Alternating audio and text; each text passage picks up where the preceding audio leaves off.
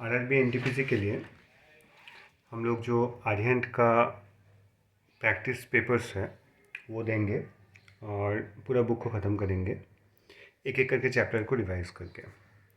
तो सबसे पहले हम लोग जो पढ़ेंगे वो है नंबर सिस्टम। नंबर सिस्टम का कुछ बेसिक चीज़ें हैं जहाँ से हम लोग शुरू करेंगे। जैसे नंबर में क्या आता है, डिजिट्स इन मैथमेटिक्स क्या होता है, 0 1 2 3 4 5 6 7 8 9। तो नंबर और न्यूमरल्स में नंबर को राइट कैसे किया जाता है, जैसे यहाँ पे दिखाया गया है 5832765591।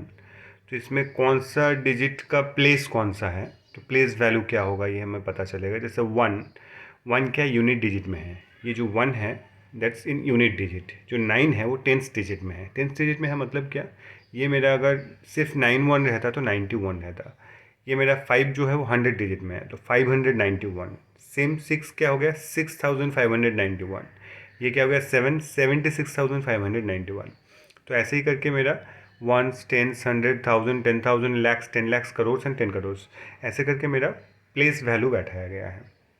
अभी जब प्लेस वैल्यू आया तो मेरा face value and place value मुझे जानना है। Face value and place value क्या होता है, फेस वैल्यू मतलब जो एक्चुअल वैल्यू है। जैसे 3 का फेस वैल्यू ऑलवेज 3 होगा, 7 का फेस वैल्यू ऑलवेज 7 होगा। फेस वैल्यू मतलब जो जैसा है वो वैसा है। 9 का फेस वैल्यू 9 होगा। बट प्लेस वैल्यू मतलब क्या, प्लेस वैल्यू मतलब उसका पोजीशन का वैल्यू।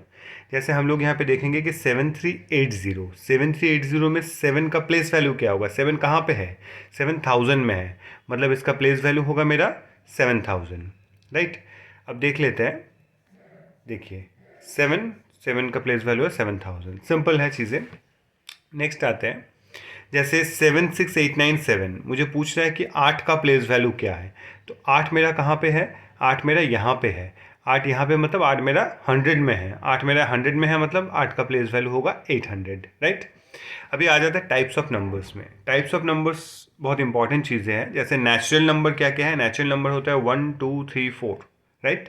होल नंबर क्या क्या है, होल नंबर में एक होल ऐड होता है, मतलब जीरो ऐड होता है। तो zero plus natural numbers that is whole number, तो 0 1 2 3 4। इंटीजर्स क्या है, इंटीजर्स मतलब सब नेगेटिव से शुरू करके पॉजिटिव, मतलब -3 -2 -1 0 1 2 3, ये मेरा हो गया इंटीजर्स। इवन जो भी डिविजिबल बाई 2 होगा 2 4 6 8, ये इवन नंबर है। ऑड नॉट डिविजिबल बाई 2 हो गया 1 3 5 7 9, ये ऑड हो गया। प्राइम जो कि डिविजिबल होगा बाय 1 एंड इटसेल्फ ओनली, जो कि अपना से डिवाइड कर सकते हैं या तो 1 से डिवाइड कर सकते हैं। जैसे 2 3 5 7 11 13, these are prime numbers. Composite मतलब जो लोग प्राइम नहीं हैं, जो लोग इजीली डिविजिबल है। जैसे 4 मैं 2 से डिवाइड कर सकता हूँ, 6 मैं 2 और 3 से डिवाइड कर सकता हूँ, तो दीज आर कॉम्पोजिट नंबर्स। को प्राइम्स क्या है, को प्राइम्स मतलब not having any common factor, जो दो नंबर के बीच में कोई कॉमन फैक्टर नहीं है। जैसे 2 और 3 का फैक्टर्स क्या है, 1 एंड 2, 2 का फैक्टर है। और 3 का फैक्टर क्या है, 3 का फैक्टर है 1 एंड 3, तो कोई कॉमन फैक्टर नहीं है। 1 कोई फैक्टर नहीं है तो 2 और 3 अलग। 4 एंड 7 ये भी को प्राइम्स है क्योंकि यहाँ के कॉमन फैक्टर्स कोई नहीं है। 10 एंड 13, 10 और 13 में कोई कॉमन फैक्टर्स नहीं है। रैशनल क्या है, रैशनल नंबर्स मतलब जो नंबर्स को मैं p बाई क्यू के फॉर्म में लिख सकता हूँ वो है रैशनल नंबर। जैसे 1/2, 3 -4, 7/16, इसको मैं p बाई क्यू के फॉर्म में लिख सकता हूँ। 3 को मैं लिख सकता हूँ 3/1, ठीक है ना। इरेशनल क्या है, जो कि p बाई क्यू के फॉर्म में मैं नहीं लिख सकता, जैसे कि √2, √3, √5। ये मेरा हो गया टाइप्स ऑफ नंबर्स। इसके बाद आता है कि कुछ कुछ नोट है, जैसे 0 कोई पॉजिटिव भी नहीं है, नेगेटिव भी इंटीजर नहीं है, बट 0 एक इवन नंबर है। 2 is only even number which is prime and the least prime number. 2 एक इवन नंबर है जो कि प्राइम है और सबसे छोटा वाला प्राइम नंबर है। 1 is neither prime nor composite, 1 कोई प्राइम नंबर भी नहीं है, कॉम्पोजिट नंबर भी नहीं है। Coprime number need not to be prime, coprime number हमेशा प्राइम होगा ऐसा नहीं है, प्राइम नहीं भी हो सकता है। पाई एक इरेशनल नंबर है। Every integer is an irrational number, every integer is a rational number, हर एक इंटीजर रैशनल नंबर है। अब देखते हैं यहाँ पे दिया है कि मुझे which are the following is irrational. Irrational कौन सा है, तो मुझे जो भी p बाई क्यू के फॉर्म में नहीं रिप्रेजेंट कर सकते हैं, इसको मैं रिप्रेजेंट कर सकता हूँ 22/7, तो ये मेरा रैशनल नंबर है। 3.5 इसको मैं रिप्रेजेंट कर सकता हूँ p बाई क्यू के फॉर्म में। कैसे करूँगा मैं, p बाई क्यू के फॉर्म में मैं क्या 3.5 तो इसको मैं लिख सकता हूँ 35/10, तो मेरा पी बाई क्यू के फॉर्म में रिप्रेजेंट हो गया, मतलब मैं ये मेरा रैशनल नंबर है। 7 को मैं अगर लिख सकता हूँ 7/1, तो ये भी पी बाई क्यू के फॉर्म में हो गया, तो ये भी रैशनल है। √3 कोई भी रूट का रहेगा तो ये मेरा इरेशनल नंबर होगा, ठीक है। तो √3 मेरा इरेशनल नंबर है। नेक्स्ट आ जाते हैं, बोल रहा है how many prime numbers are there between 50 and 100। 50 और 100 के बीच में कितना प्राइम नंबर्स है। हम लोग काउंट कर सकते हैं, बट बेस्ट होगा कि आप इसको याद कर ले कि 50 और 100 के बीच में हम लोग का 10 प्राइम नंबर्स है। 10 प्राइम नंबर्स है, 53, 59, 61, 67, 71, 73, 79, 83, 89 एंड 97। बट इसको याद रखना बेटर है। नेक्स्ट आता है digits of A number. In digit greatest number. अगर मैं बोलूँगा कि 5 डिजिट का मुझे ग्रेटेस्ट नंबर बताइए, तो सिंपल चीज़ है कि 5 डिजिट का ग्रेटेस्ट नंबर क्या होगा, 59, 5 टाइम्स 9। अब मैं बोलूँगा अगर 5 डिजिट का मुझे लोएस्ट नंबर बताइए, तो क्या होगा, 1 उसके बाद 4 टाइम्स 0, ये होगा मेरा सबसे लोएस्ट नंबर। अभी क्वेश्चन ऐसे आ सकता है कि what is the sum of the greatest 5 digit number and lowest 5 digit number. तो मुझे पता है ग्रेटेस्ट 5 डिजिट नंबर मतलब 5 9, और लोएस्ट 5 डिजिट नंबर मतलब 1 उसके बाद 4 टाइम्स 0। तो दोनों को मैं ऐड कर दूंगा, ऐड करके जो मेरा आंसर आएगा वही आंसर है। नेक्स्ट आता है डिवीजन का फॉर्मूला। डिवीजन का फॉर्मूला हमें पता है। डिवीजन में क्या होता है, डिवीजन का फॉर्मूला है dividend equal to divisor into quotient plus remainder. Dividend equal to divisor into quotient plus remainder. अब मतलब क्या है, मतलब है ये चीज़ कि जो चीज़ से मैं डिवाइड कर रहा हूँ वो मेरा हो गया डिवाइज़र, और जो चीज़ को मैं डिवाइड कर रहा हूँ वो गया मेरा डिविडेंड, जो मेरा आंसर निकला वो है कोशेंट, जो मेरा रिमाइंडर है ये है रिमाइंडर आर। तो D equal to dividend equal to divisor into quotient plus remainder. अभी क्वेश्चन देख लेते हैं कुछ। If a number is divided by 23, then 19 and 7 are obtained as quotient and remainder respectively. Find the number। बोल रहा है कि कोई नंबर जो कि डिवाइडेड बाई 23, तो कोई भी नंबर जिसको मैं 23 से डिवाइड कर रहा हूँ, तो कोई एक नंबर डिवाइडेड बाई 23, ये मेरा सवाल है कि कोई एक नंबर है जिसको मैं 23 से डिवाइड कर रहा हूँ, और 19 मेरा क्वोशंट है और 7 मेरा रिमाइंडर है, राइट। तो बोल रहा है फाइंड द नंबर, नंबर को कैसे मैं ढूंढूंगा। तो मुझे पता है, सिंपल लॉजिक है, फॉर्मूला, बिना फॉर्मूला का भी कोई टेंशन नहीं है, आप बस इसको ऐसे करके लिख लेना। लिखने के बाद आपको पता चल जाएगा कि क्या है, ये दोनों का multiplication plus remainder equal to n होता है, मतलब n इक्वल टू आपका 23 इंटू 19 प्लस 7 होगा। तो ये है मेरा आंसर, राइट। आंसर है मेरा 44444। नेक्स्ट आते हैं,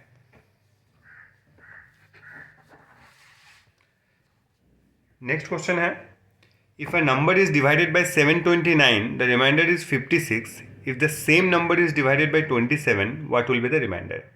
बोल रहा है कि कोई नंबर को मैं अगर 729 से डिवाइड करूँ, कोई भी एक नंबर को मैं अगर 729 से डिवाइड कर दूँ, तो मेरा रिमाइंडर रहेगा 56। अगर मैं उसी नंबर को फिर 27 से डिवाइड करूँ तो मेरा रिमाइंडर कितना रहेगा। तो इसका एक इजी प्रोसेस है कि जब मैं 27 से डिवाइड कर रहा हूँ नेक्स्ट टाइम, तो मैं क्या करूँगा, मैं 27 को डिवाइड कर दूँगा आगे वाला जो रिमाइंडर था उससे, मतलब 56 से।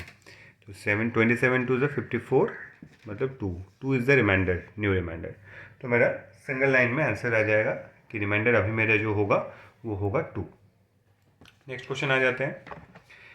यहाँ पे बुक में 2-3 तरह का मेथड दिया है, बट ये सिंगल लाइन में आंसर आ जाएगा, तो मैं ये मेथड में और नहीं जा रहा हूँ, ठीक है ना। नेक्स्ट आता है what is the minimum number to be subtracted from 6329 which makes it completely divisible by 14। तो बोला है सबसे छोटा वाला नंबर जो कि मैं सब्सट्रैक्ट कर सकता हूँ 6329 से, जो कि 14 से डिविजिबल होगा। तो मैं देख लेता हूँ कि अगर मैं 14 से डिविजिबल करूँ, अगर मैं 14 से डिविजिबल करूँ 6321, एक मिनट, 14 को मैं अगर डिवाइड कर दूँ 6321 से, ठीक है ना, तो मेरा आ गया 4 56, ये हो गया 72, ये आ गया 5, ये हो गया 70, ये हो गया 2, ये हो गया 1, ये हो गया 1, ये हो गया 14, ये हो गया 7। तो 7 है मेरा रिमाइंडर। मतलब क्या, 7 अगर रिमाइंडर है, मतलब 7 में अगर इससे माइनस करूंगा, सब्सट्रैक्ट करूंगा, तो मेरा ये 14 से कंप्लीटली डिविजिबल होगा। अगर यही चीज़ मेरा प्लस बोलता कि कितना नंबर में ऐड करने से मेरा ये 14 से डिविजिबल होता, तो मैं क्या करता, मैं सीधा जो मेरा 7 रिमाइंडर आया उसको मैं 14 माइनस 7 कर देता, जितना मेरा आंसर है वही चीज़ फिर ऐड करने से भी मेरा डिविजिबल होता। मतलब 7 माइनस करने से भी डिविजिबल होगा और 7 प्लस करने से भी डिविजिबल होगा। ओके, नेक्स्ट आता है मेरा डिविजिबिलिटी टेस्ट। डिविजिबिलिटी टेस्ट में क्या आता है कि हम लोग को पता कैसे चलेगा कि कौन सा नंबर किससे डिविजिबल होता है। जैसे 2 से डिविजिबिलिटी रूल क्या है कि यूनिट डिजिट में मेरा लास्ट में 0, 2, 4, 6, 8 ये सब अगर रहा तो मेरा 2 से डिविजिबल है। मतलब लास्ट वाला डिजिट अगर 2 से डिविजिबल है तो मेरा पूरा नंबर 2 से डिविजिबल है। 3 से डिविजिबल का रूल क्या है, सम ऑफ द डिजिट अगर डिविजिबल है 3 से तो 3 से डिविजिबल है। जैसे कि पकड़ लीजिए कोई एक नंबर है 569, ये मैं सम करूंगा, जैसे 5 और 6 हो गया 11 और 9 हो गया 20, तो 20 क्या 3 से डिविजिबल है? नहीं है। तो मतलब ये नंबर 3 से डिविजिबल नहीं है। अगर कोई नंबर ऐसे पकड़ लीजिए 289, देख लेते हैं, 8, 2, 10, 19, 19 3 से डिविजिबल है? नहीं है। तो मतलब 3 से डिविजिबल नहीं है। तो जो नंबर का समेशन 3 से डिविजिबल होगा वही मेरा 3 से डिविजिबल होगा, नहीं तो 3 से डिविजिबल नहीं होगा। 4 से क्या होगा, लास्ट 2 डिजिट अगर 4 से डिविजिबल है तो मेरा नंबर 4 से डिविजिबल होगा, अगर लास्ट 2 डिजिट नहीं है तो मेरा नंबर नहीं होगा डिविजिबल। जैसे 624, तो मुझे पता है 24 4 से डिविजिबल है, 4 6 24, तो मेरा नंबर 4 से डिविजिबल होगा। जैसे मैं देख लूँगा 4 4 5 6 डिविजिबल हो गया मेरा 4 से। ठीक है, नेक्स्ट आता है 5।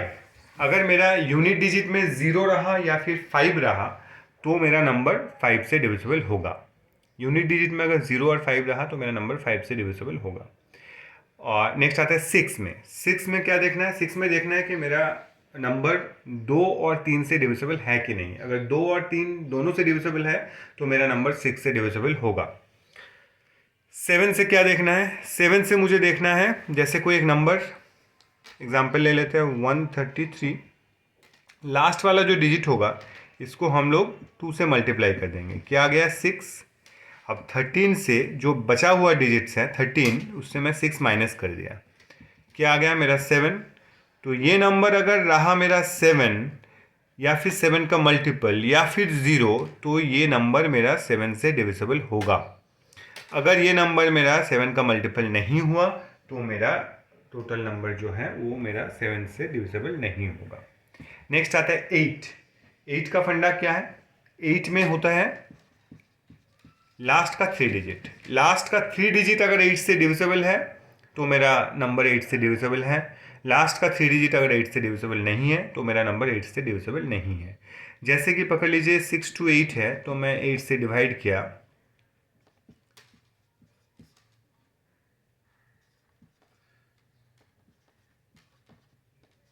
8 से डिविजिबल नहीं है क्योंकि यहाँ पे रिमाइंडर आ रहा है, तो मतलब मेरा 6 to 8 8 से डिविजिबल नहीं है। नेक्स्ट आता है 9।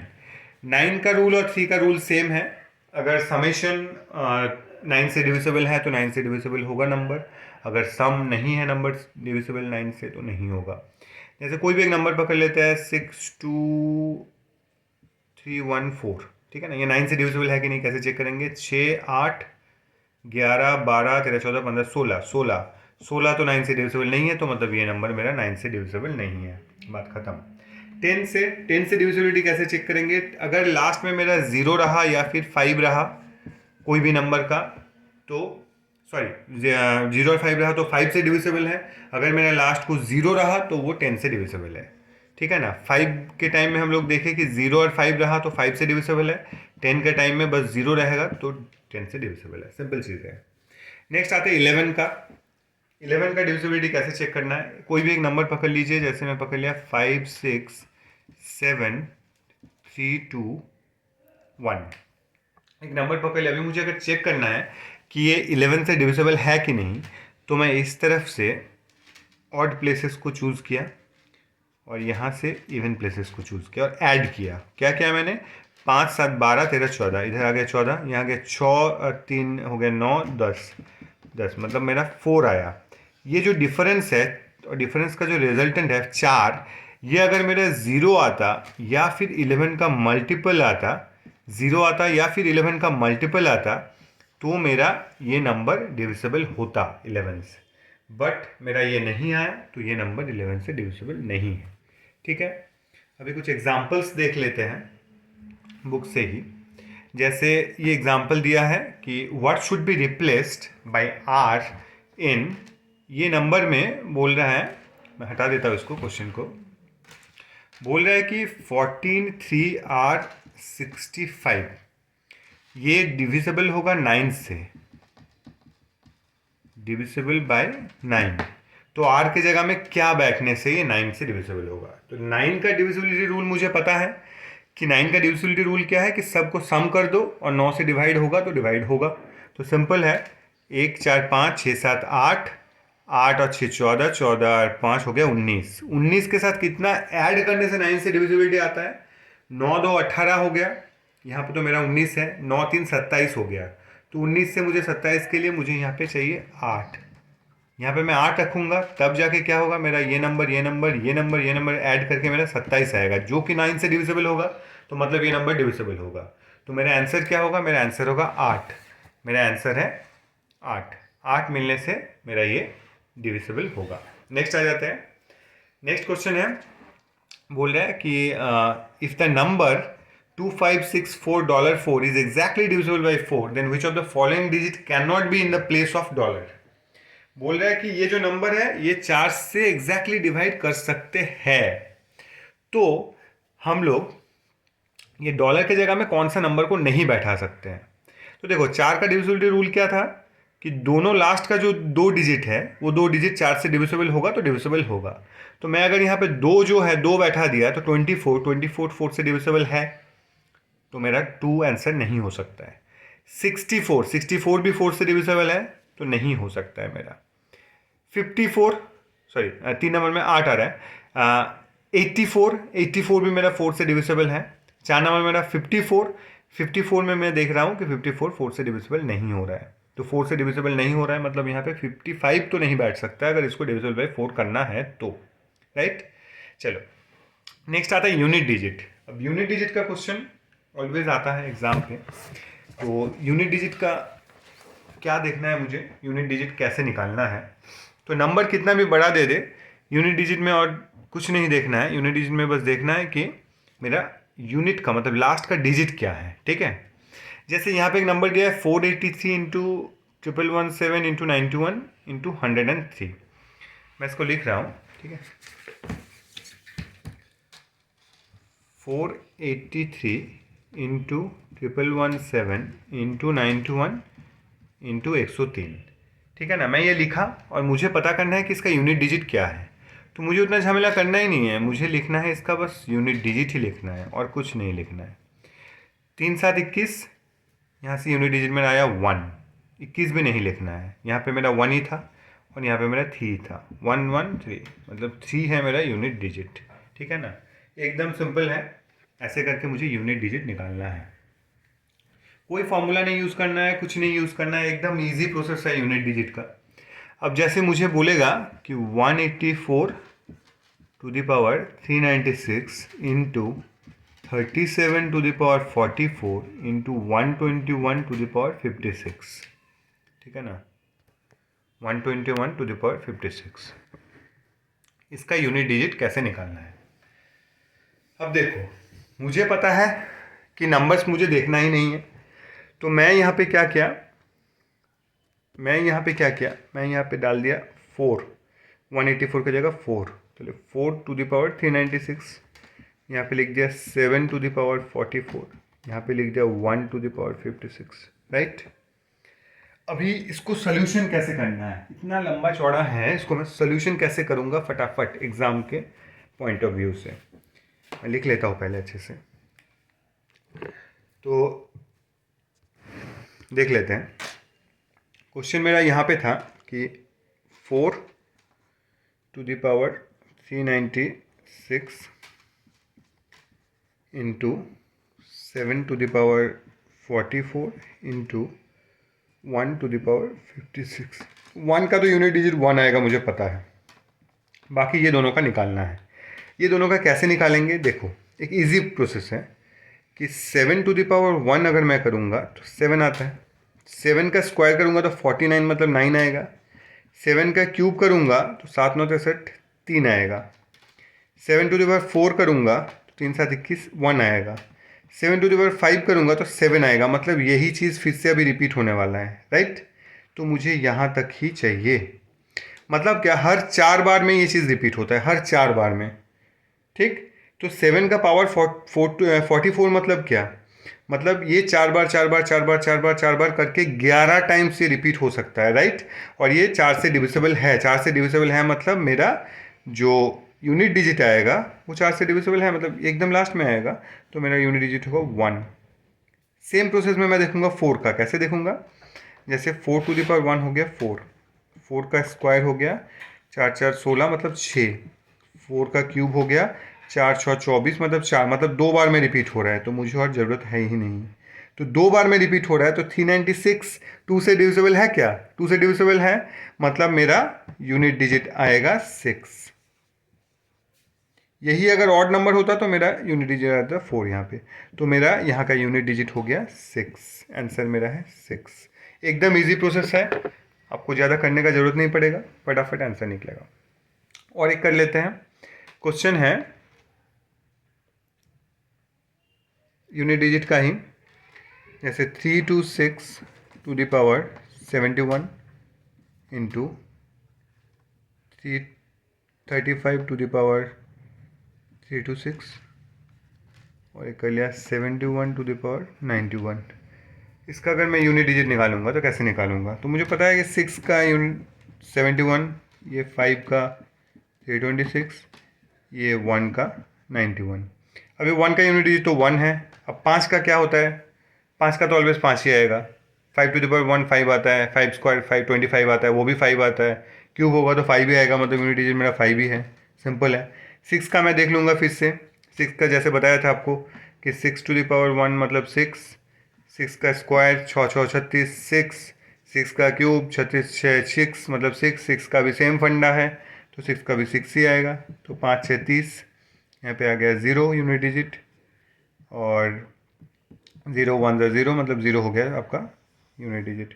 मतलब ये, सॉरी क्वेश्चन कहाँ पे गया, हाँ, मतलब 0 1 0 मतलब 0 हो गया मेरा यूनिट डिजिट, ठीक है।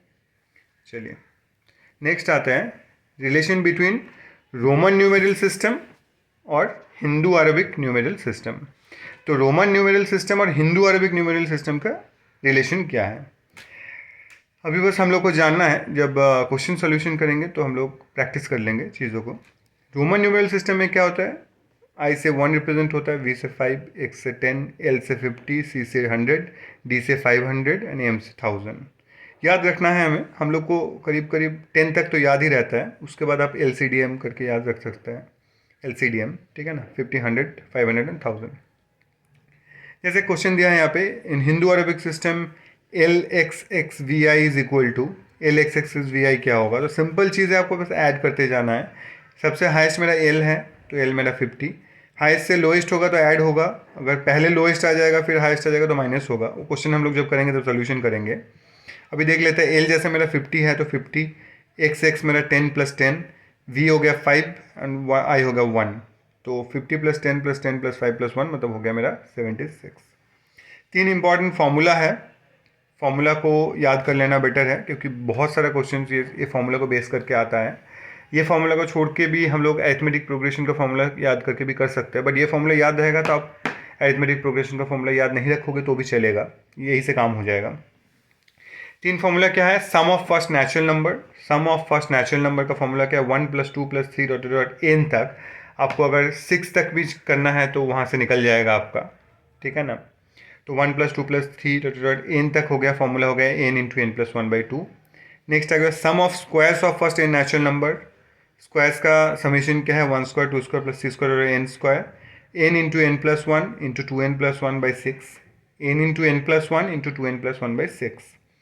Sum of cubes of first natural number 1 cube 2 cube 3 cube dot dot n cube तक, n इंटू n+1/2 का होल स्क्वायर है, n इंटू n+1/2 का होल स्क्वायर है sum of first cube, sum of cubes of first n natural numbers का.